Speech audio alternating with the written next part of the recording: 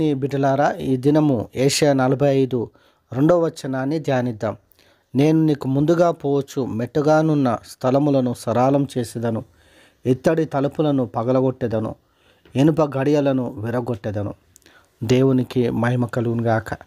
దేవుని బిడ్డలారా, దేవుడు కోరేషు పక్షాన మాట్లాడుతూ ఉన్నాడు. అదేవిధంగా దేవుడు మనకు కూడా ఈ వాక్యము ద్వారా, వాగ్దానము ద్వారా మాట్లాడుతూ ఉన్నాడు. ఆయన ఏమంటున్నాడంటే, నేను ముందుగా పోవచ్చు, మెట్టగానున్న స్థలములను సరాలం చేసేదను, ఇత్తడి తలుపులను పగలగొట్టెదను, ఇనుప గడియలను విరగొట్టెదను. దేవునికి మహిమ కలుగును గాక. దేవుడు కఠినమైన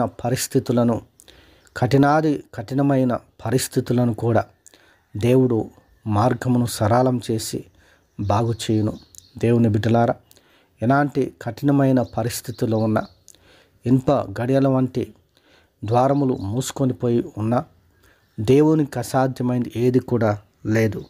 దేవుడు తప్పకుండా మార్గమును సరళము చేసి సహాయం చేయును. దేవుడు తానే సహాయం చేయునని వాక్యము సెలవిస్తూ ఉంది.